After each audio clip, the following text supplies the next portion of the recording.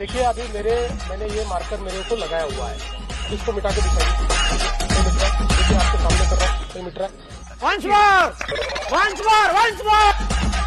अब इसको मिटा के दिखाइए, देखिए नहीं मिट रहा है। देखिए आपके सामने कर रहा हूँ। प्रथम तर ज्याने शाही पुसण्याचा प्रकार व्हिडिओ केला किंवा माध्यमांसमोर आणला त्याला शाही पुसाविषयी का वाटतं?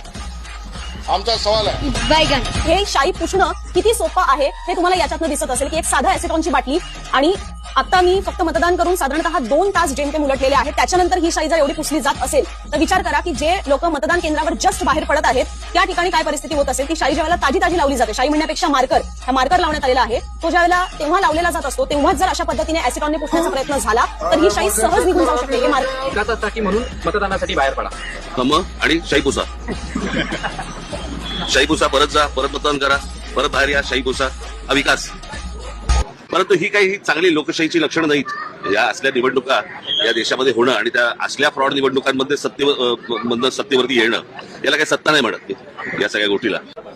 तर नक्की या आणि वोट द्या अपना. हिंदी में बताइए. हिंदी में ये महाराष्ट्र है भाई.